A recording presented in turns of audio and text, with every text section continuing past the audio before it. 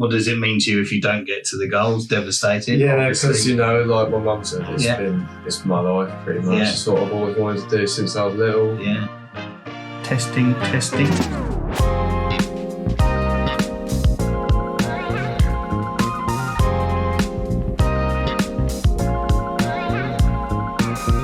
So our podcast guest today is extremely exciting. He is in the motorsport, fast-paced action, loves it. He's literally gone from the age of 11 all the way up to 20 years old now, and he's got himself a mega deal where he can be racing for a racing team.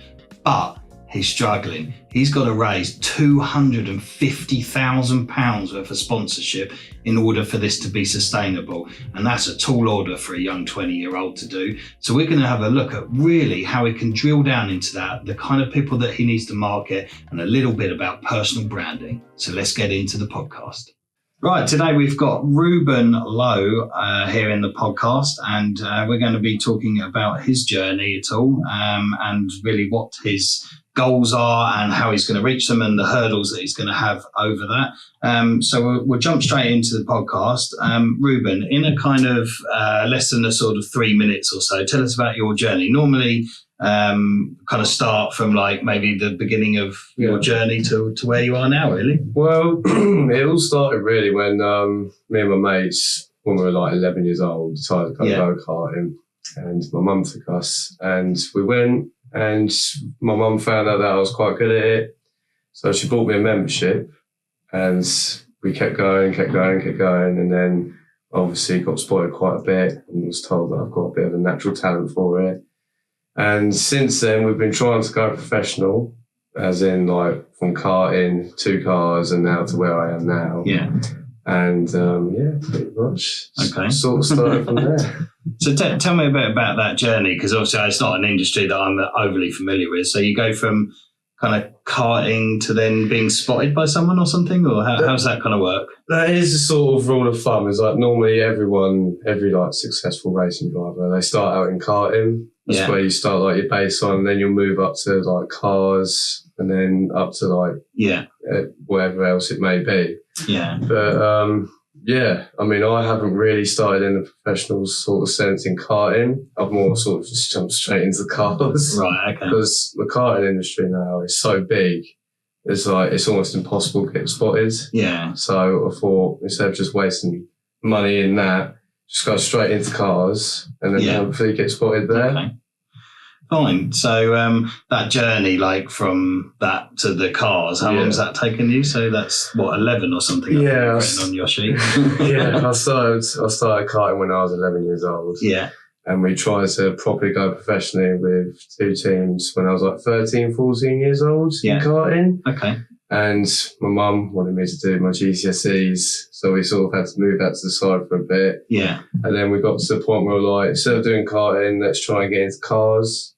So we did a couple of track days, and fortunately enough, I actually did get spotted by a couple of teams, but unfortunately they did want quite a lot of money. Yeah. Yeah, which has always been, it's always been like the big wall in front of it all, pretty much. And I think that's one of the things that we're going to touch on today. When you say they want quite a lot of money, I mean, in terms of your assistance in gathering sponsorship deals and the rest of it for it, isn't it? So, as opposed to physical money from yourself. Yeah. So no, that's really interesting. What were you like at school is often something I like to ask podcast guests. I know that probably wasn't that long ago for you. I don't know. I would say a bit of a little git, to be fair. I used to muck about all the time in school, to be fair. Whenever, there was break time or something, me and my mates would always just go and muck about, annoy the teachers, do this, and you know what I mean, just do this, that, and the other. Yeah. And I always used to annoy my teachers in class because I used to be obsessed with racing. Yeah. It'd always be like something to do with cars on my laptop. So, pretty much. Everything. It's hard to focus when you're like that enthusiastic about it. I grew up BMXing, and that was what I did in school. I was very much like, I was not particularly academically interested in things. So it's quite hard when your focus isn't there. But no, that's good. But you managed to get through school and get your GCSEs and stuff. Pretty much. That's good. Okay. So on the questions, obviously we've asked the things about what you want to do in 1 year, 5 years and 10 years, that kind of thing. So we'll have a little look at your goals. And I know a lot of it is going to revolve around the sponsorship and stuff. Yeah. So I don't know if you want to, maybe we'll touch on the 1 year goal. So at the moment, correct me if I'm wrong, you've got this deal, you have to forgive me if I get the names of them wrong, but the Porsche Carrera Cup in the UK. Yes, but that is subject to some sponsorship or something. So presumably that's your kind of year goal. Yeah, that is a year goal. I mean, hopefully this year, fingers crossed, because I'm going through the licensing process. So I have to, because it's such a powerful car, you have to upgrade your license. Right. And I'm currently in the process of doing that. It's only in like a little Mazda MX-5, but hopefully once I get all of that signed off and I've upgraded my license, I'll be doing some appearances in some of the races for this year. Okay. And then hopefully next year we'll be like racing full time in the series. Yeah. Which will hopefully be So it's you get a license, you upgrade the license and then they allow you to drive anyway. But is that subject to then the sponsorship, or you have to sell a minimum amount of the space on the car, or they let you drive and then see how the season goes, or how's that bit of it work? It's more of a case of like they'll see, like you show them, like say with my license at the moment, it is a good opportunity for potential sponsors to see how I am and whether they want to invest their money into it. Yeah. And then once like there is a sponsor, depending on how much they put in towards like the budget and everything. Yeah. Depends on how big like their logo is on the car. Yeah. And how much exposure to like cameras, stuff like that they get. Yeah. Pretty much. Okay. And the type of exposure is what is mainstream TV, I presume, or it's not? Yes, I believe it is, because they are some of the races are broadcasted on ITV Sport, I believe. Okay. Yeah. Yeah, so kind of mainstream TV. We're not talking like channel 799. No, nothing like that. No, it is pretty like mainstream stuff, to be fair. Okay. No, that's good. So, in terms of, so that's like your kind of season one, I suppose, that you want to kind of get out there with the car and the rest of it. And it's not, maybe the barrier to what you want to achieve is not overly high, other than kind of impressing those sponsors. Yeah, pretty much. Presumably, I don't know, do they give you a remit of like a time scale, like they want sponsors within a certain amount of period? I mean, presumably, obviously, I know motorsport is expensive, so that's kind of what they're after, really, I suppose, isn't it? I'm not really too sure, to be fair. I mean, I know that the team that I'm with at the moment, they do contracts. I don't know if that sort of falls under that category or not. Yeah. But they've done they do like a 3-year contract with like their main sponsor and everything. Yeah. And then after that, they'll go and look for someone else, or whether they want that same sponsor to be part of it. Pretty much. So your remit in it is obviously to be the driver and do a good job of doing that, but also to be sort of an ambassador and try and get sponsorships on board and obviously retain them, I suppose, isn't it? So, and how's that going at the moment? Not too bad at all. We have got a fair few companies which are interested, which are definitely interested, especially for next year as well. Yeah. And we're just hoping that they can pull through and give put some funding towards it, and so we can actually, get racing with it and everything. Yeah. Okay. That's interesting. So in terms of, so once you've got initially through that initial season where you've got the 1 year thing, I mean, presumably they've given you a contract for a period of time, have they? Or they won't. That's on off, not on offer yet. They won't. They don't give the drivers contracts. It only happens, I believe, in like Formula One and stuff so far. Yeah. But depending on how I do and everything, we will come to a certain deal. I mean, at the moment, my team is very, very keen for me to be driving for them. Yeah. Like, very keen. Okay. It's just, it is just the money bit. Yeah, definitely, yeah. So, in terms of the money bit, what is the actual goal that they have set you? It's £250,000. Yeah, that's of sponsorship. Yeah, that is like the whole budget for the year, pretty much. Yeah, that is like everything. Yeah, and what's committed so far for year one? Do you know that figure or not yet? Not yet. Is it percentage-wise a fraction of that, or is it? It's a little bit here and there. Yeah. We're not too sure what an exact number is yet. Okay. Still in negotiation. Yeah, still in negotiation. All right. And then, kind of leading on from that, what's the kind of goal over the next 3 to 5 years, really? Is that where you want it? Do you like go up? I mean, presumably, eventually, Formula One is like the ultimate goal, I suppose. Isn't it? Formula One would be nice. It would be nice, but I've been always a bit more interested in the endurance racing, like 24 hours of Le Mans. Yeah, like that sort of endurance racing, everything like that. Because with it being like the Carrera Cup, it's all based around Porsche, and Porsche have like a big sort of racing team which takes part in that event. Yeah. So my goal is to really sort of just climb that sort of ladder in like the Porsche categories, pretty much, and then hopefully be at that point where I'm racing with that big old team. And do they do kind of like stages before you get to the 24 hour? I mean, it strikes me like that's a good test of endurance, but presumably there are other. That's like the famous one everyone would have heard on, but are there other kind of long endurance races? There are. They do. Well, they're not all like 24 hours long. Sometimes can be 6 or like 12 hours long, and they do them pretty much like all over the world. It's a bit like Formula One, but just like, just a lot longer races, pretty much. Yeah, a lot longer. A lot longer, yeah. Okay. So... moving on from that, obviously, we often talk to podcast guests about the kind of 10-year plan, but obviously in this kind of industry, that's quite hard to focus. But you mentioned further down that you want to try and aim to be the next Lewis Hamilton. And I love that.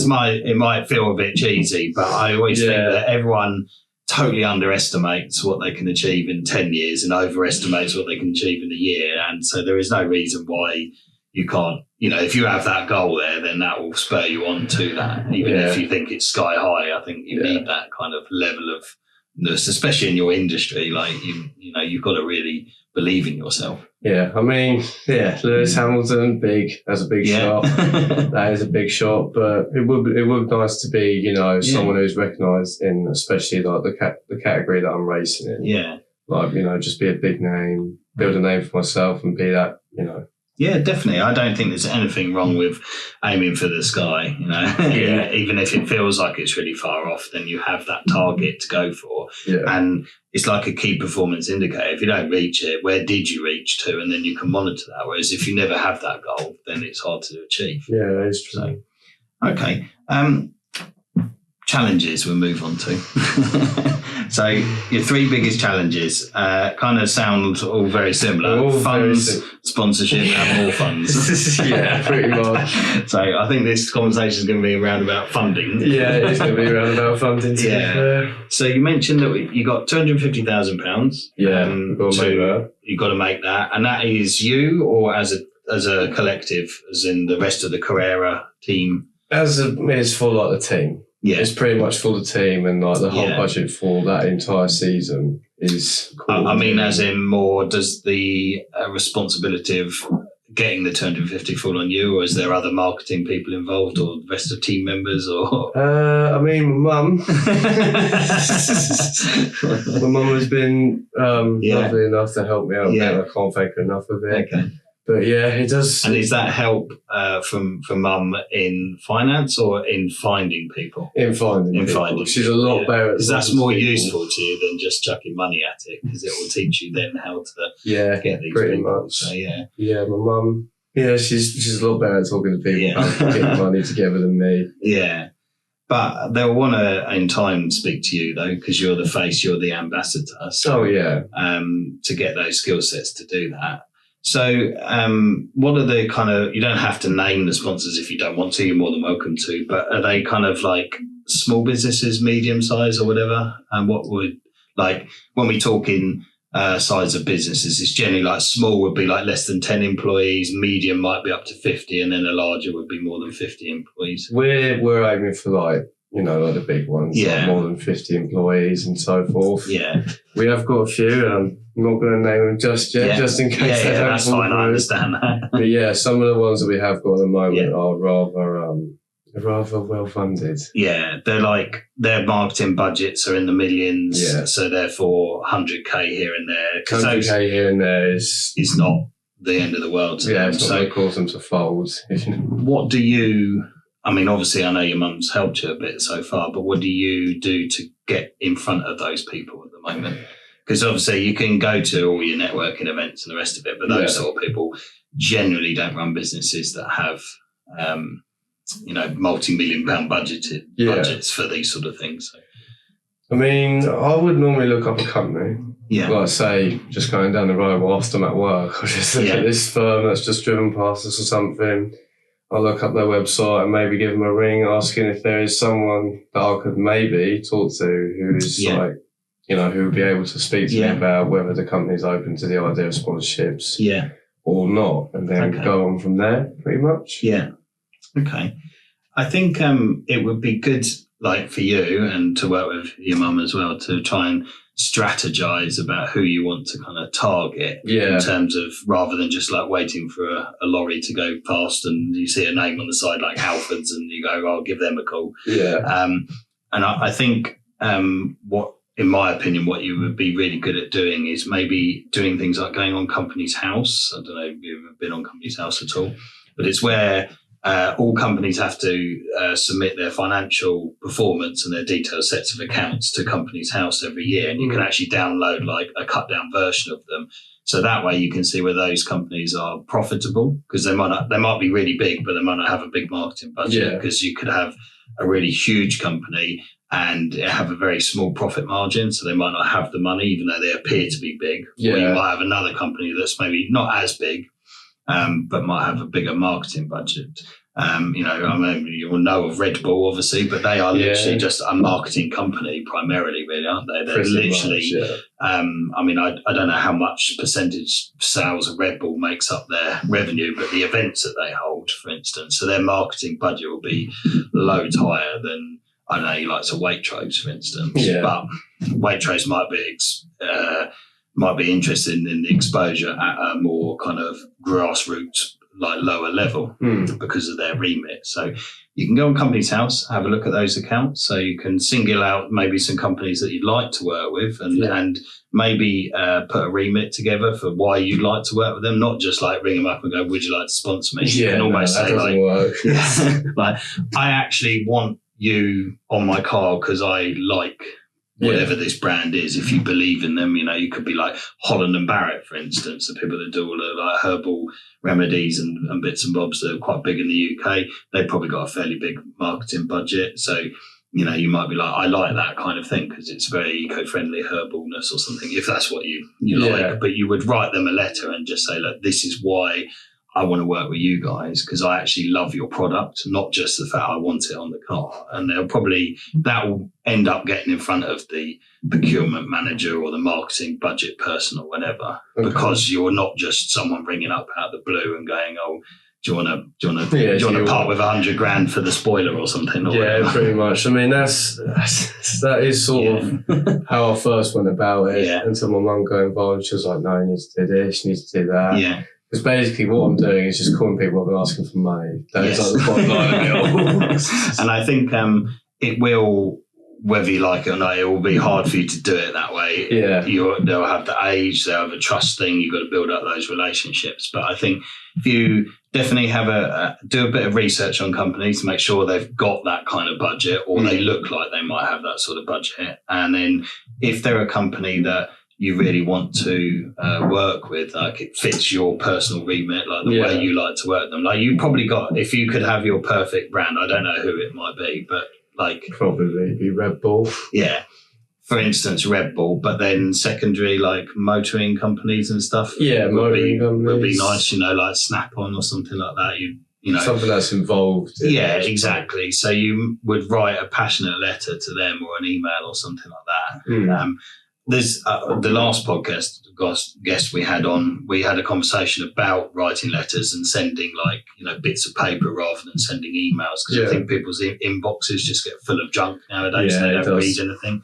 And a friend of mine, they actually literally boxed up a shoe and then put a letter inside, and then they said, it's like a foot in a door or something. But I tell you what, the actual box got to the right person, because obviously it's like a parcel, isn't it? So they were keen to open it, but of course they then read the letter, and they do work together, so it was a good story because there was actually something that resulted in it.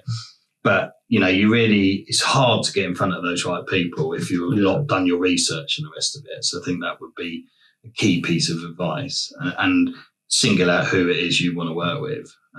Don't be too picky, because I think a lot of the time the budgets, especially in this current economy, they are a bit tighter than they perhaps were a few years ago. Yeah. But yeah, definitely, I would be looking at doing that. So if you want to apply for the podcast, please head over to matthewcox.biz and apply online. Thank you. So we'll just move on to maybe some of the other bits in your kind of 3 challenges, if you like. I know you've put funds, sponsorship and more funds, which are all very similar, as we touched on before. But I think one of your things that I wanted to ask you about in terms of your journey of collecting funds was really your kind of your own brand, your social presence. What do you kind of do about that at the moment? I mean, I have started up an Instagram account and a Facebook account just for the racing and everything. Yeah. But I don't just put like racing in there, because I'm very into my bikes. Yeah. Like very into motorbikes. Yeah, motorbikes. Yeah. I was going to say, probably not push bikes. I was going to hazard a guess. Nah. Yeah, anything with motor I'm interested in, pretty much. Yeah. But yeah, I'll sometimes put stuff on there, like if I go with my mates. Yeah. And just stuff like that, really. Just, it's not so much everything about 90% of it is just racing, but you've got to put something a little bit in there, which is a bit different. I don't, obviously I haven't looked at your social channel. I don't know how many followers you've got and likes and all that rest of the jazz. And I guess it's fairly low if you haven't had them very long. Yeah, it's only been up for a couple of months now, but it was mainly my mum's idea. Your mum's got some good ideas. She has got some good ideas, yeah. So kind of where I'm going with it is that I think personally, in this sort of industry, it's ripe for you having like your own brand.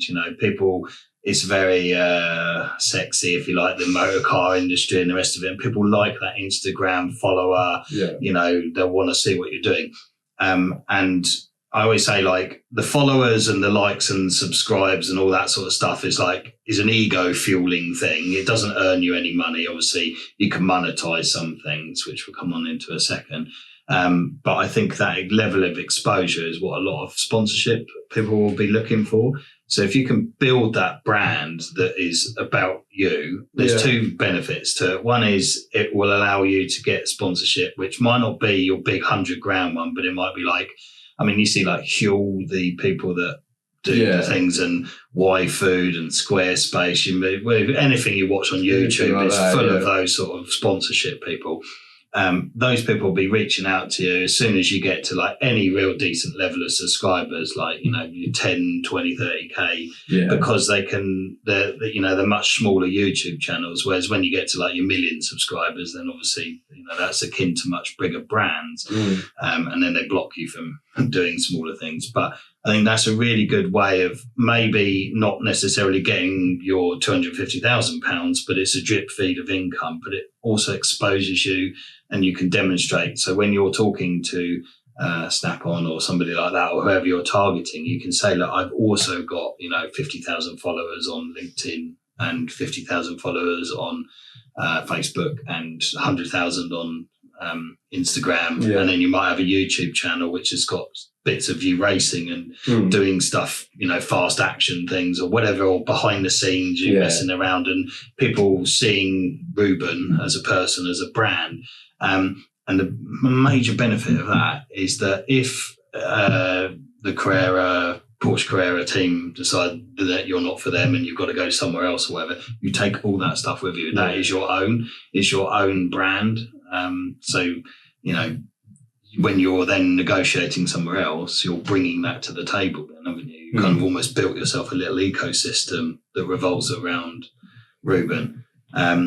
You have to be a little careful with it because obviously you're in the public eye, so you can't put anything on there that's offensive. Yeah, no. You've got to avoid politics and all the rest of it. And as it grows, you might need some sort of media training in order for you to not make those mistakes. But in the first instance, I think it's a really good way of building brand awareness and getting that out there. Yeah, I mean, the team that I'm with at the moment, the one in the Porsche Carrera Cup, they do want me to like learn how to like, you know, present yourself to a camera, because it is broadcast on TV and everything. And yeah, they just want me to know how to like, you know, talk to cameras, talk to people, this, that and the other, which I've never really been able to do properly, like talk to a camera and so forth, like get interviews. It's also the social media side of it, the training in that, you know, if that grows to a certain size, like not posting saying I support the Conservatives, you know, I hope they get in or something like that. Although that might be may or may not be the way you want to go with it, it's really easy to make little mistakes like that, or say something that perhaps isn't gender neutral favour or whatever, offend people. You've got to be careful these days. Especially when you're posting stuff and you're in such a kind of public space, if you like, at that time. And that is your USP as you move around racing teams, or you're trying to attract sponsorship. You know, what kind of level of exposure are we going to get here? If you can then add in that you've got like 100,000 followers on Instagram or something like that, or whatever it might be, and work really hard on that. That's something you can do that's going to allow you to do that, but it's also something that is yours. So it's not something you lose if they say, oh, we're not sponsoring you anymore, we've got another driver in, or you've got to go to another team or something. You're going to take that with you. Danny, who edits these videos, me and her went to Eastbourne Borough Football Club, and literally they are like going mad for social media. Like they've got like a whole team of you know, people that film all the matches. They make all these stupid memes when they announce all their players. They have like they don't just have like a press release. They have like a jokey thing. Like, I don't know, you have to go and watch them, but they're all kind of, you know, very jovial, but they're targeting a market of like younger people to follow. And then what they're doing is they're attracting the big money, like Norwegian Cruises are their main sponsor. Because their parents will probably take them to the matches or whatever. But what they're doing is they're encouraging the kids to then, or the younger people to come and like all the followers to build that. So Norwegian Cruises see that, and it's like an ecosystem. Yeah. Because it's all kind of self-fueling then, really. Okay. So I'd really recommend you get on that. And definitely people like short form content. They don't want loads of blogs and stuff to read and things. Fast action pace as well, like motorsports is fast, so like make some nice, you know, 1 minute videos about the race you're going to at the weekend or something, come down or whatever, and I'll quite happily sign you out or something like that. You know, you've got to be like flamboyant about it, and then, you know, you'll get people follow you and things like that, and then watch those videos, and then they'll share them, and then you can use that as a tool when you're trying to negotiate, you know, sponsorship deals. Yeah. Okay. You got to, if you put yourself in their shoes, you've got to remember what is it they're going to get out of it. And it's not just being on ITV, sport or whatever. It's actually, are they going to get access to your 100,000 followers? That's like a nice little sweetener on the side, isn't it? Especially if you're a multi-discipline business where you might go, well, I don't know, let's say you're Waitrose, for instance, and you're sponsoring the spoiler, but you're also going to then be able to kind of pump your Christmas market or something else, or they might own another smaller business that is more of the target market of that, so it's like another bolt-on. Okay. I mean, if you struggle with it, there are plenty of people, fairly saturated market, that can help you with that. So you can find those sort of people locally or whatever to help you do that. But I'd suggest in the first instance, you just go and set up a few YouTube channels and the rest of it, get some subscribers and the rest of it, and put some nice fast videos on there, and try and put them on Facebook, and make it about you as a business. So like, I know you mentioned about your motorbikes and stuff. That's cool to put on there, but it has to be like a business, not just like going out with my mates at the weekend. As your audience grow, they'll probably want to know that. So like on Facebook, they'll want to see business, but on Instagram, you'll figure out that they're probably quite interested in seeing a picture of you out with your mates or something, because there's different types of followers and demographics. So Okay. All right. Okay. So what does your day-to-day look like? You've got, I work full-time to pay the bills, but spend time contacting potential sponsors and sending links to my profile. So you're kind of on the right track. Yeah, I think you just need to inject some Red Bull into it. So yeah, I mean, obviously you've always got to earn money to do these things and on that journey, and that's always difficult. Any sort of journey of kind of trying to better your career or whatever, whether it's in a business or sporting or something, it's always going to involve putting in the extra hours and the extra miles. No pun intended there. But yeah, so with the contacting sponsors and that, I think we kind of covered that. Like, don't do the ringing up thing. I think you're almost wasting your own time doing that. You need to think outside the box. I mean, I'm not saying do the shoe thing, but like that definitely worked for them. They got it in front of the right people. Even if they then didn't do any business, they might have sat on that for a year or two and come back later, which might be the point where you've got 100,000 subscribers or something, or followers. And then they're like, actually, I remember you when you sent me a shoe in the post, and now look at you, and then they'll be like, actually, I can see the growth and it's tangible. And then you're going to get people starting to fight over sponsorship deals. Yeah. So yeah, I think that's good, and I love the fact that you want to go to be Lewis Hamilton, and that's the ultimate goal. I think everybody needs that, and they can all learn from that. I mean, Lewis Hamilton a bit. That's a very high margin to go to. But I don't think there's anything wrong with that at all. Definitely, build a name for myself in the industry. Obviously, you put a pretty high margin on what does it mean to you if you don't get to the goals? Devastated? Yeah, because, like my mum said, it's my life pretty much. It's what I've always wanted to do since I was little. Yeah. But I think, you follow some of those things that we've discussed, and you should be able to get that. I don't see any reason why you can't aim to be Lewis Hamilton. And I think in today's market, a big social presence is really key, especially in like any kind of softer industries, sporting industries, influencing, all that sort of stuff. Build that brand, and you can take it with you. Yeah. If you go somewhere else, and make sure you're targeting the right type of business. Make sure they're big enough and they've got enough disposable income to take a punt on it a little bit, which might be what they're doing in the early days. And then you can justify that punt with actual backed up data to them, saying, look, you've had exposure to 100,000 people plus whatever ITV. You've got to really pitch that stuff. They're not going to just part with the money that easily, even if it is a bit of a punt to them. If they've got a £5 million budget, they still want to understand. If you ask me to spend £1,000, I still want to know what I'm going to get for it. Yeah. So brilliant. Was there anything else you wanted to talk on? You've got hospitality packages, including being in the paddock and stuff like that. Well, again, depends on how much you put into it. Yeah. Because, like I said before, depending on how much you get into it, what you put into it, it's depending on how big you like your brand or how much exposure you get. Yeah. But it also can, give you some benefits of like if you do turn up to a race day, like you said, there's some hospitality stuff, and hopefully, if we can, at the end of the season, for like the biggest sponsor or anything, we will do a track day sort of thing. Yeah. Where I can take them out in the Porsche, and then they can drive certain Porsches. Not that one though, because apparently it's like way too powerful. Yeah. And hopefully. Yeah. Okay.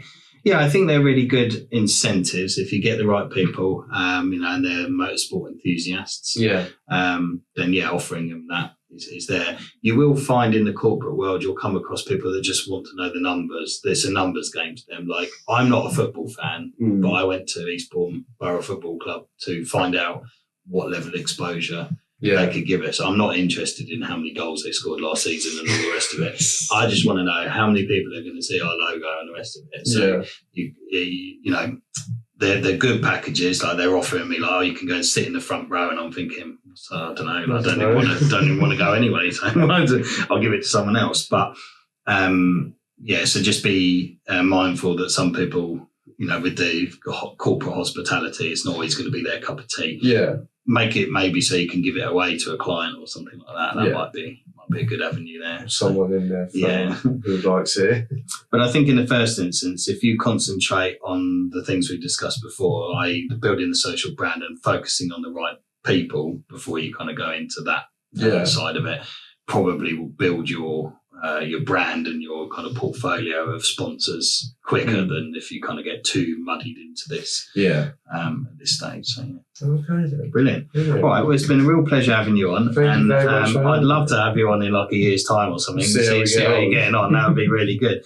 And for the audience, in the meantime, if they do want to follow you along on your journey or whatever, how can they currently get hold of you? They can get hold of me via my Instagram page and Facebook account and my phone number, really. Yeah. So what? You don't want loads of people phoning you. So what are your Facebook and your Instagram handles? They are called. Well, I think they believe they have the same name, and it is Reuben Lowe Racing GP. Yeah, and that's all. Just and that's Lowe with an E. Yeah. Okay. Yeah, and the profile picture is a guy in a white Porsche. Yeah, pretty much. Okay. So look out for that if you want to go and give Reuben some love on social media, and then hopefully you can then post links on those to the other things like the YouTube and stuff like that.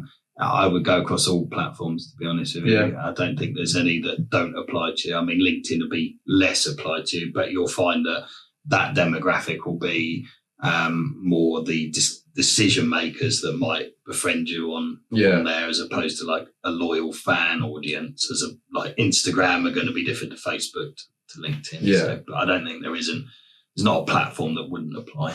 So some are going to be slightly better than others. Some better, some worse. Brilliant. All right. Well, we'll see you in a year. Brilliant. See you in a year. Thank you very much. Cheers. So I hope that was really useful to everybody. You made it through to the end of the video. Reuben's done really well there. I'd love to get him on in about a year's time, see if he's met some of those goals and the rest of it. I love that dynamics, and I think he can really, really shoot for the sky. There's nothing wrong at all with wanting to be like the best, like the Lewis Hamilton, if you like. He should just aim for that. He may not get there, he may do, who knows? But if he has a target, I think that is a brilliant place to be. And hopefully I get his social awareness. We'll put links in the description to all his bits and bobs down below. And hopefully in a year's time, we can see how that has grown and we can see that as a tangible thing. So thank you for watching the video. If you're here still at the end watching this bit, please just do us a massive favor, because we know lots of you watch to the end, but then you don't subscribe. So you miss out on future videos. Press the subscribe button, then you'll get notified when I put a new video up. New podcast guests all the time, hints and tips, all that kind of stuff. So subscribe and you'll be early access into that. And then press the like button. And if you've got any questions at all, anything you want me to reply to or anything you're unsure of on this particular podcast, do a little comment below. That really lets me know that you've enjoyed the video. I'll reply to those personally. And then realistically, what happens is YouTube then will see the almighty algorithm and they will hopefully promote this video to a wider audience, which will help Reuben as much as the channel. So like and subscribe, and I'll see you in the next video.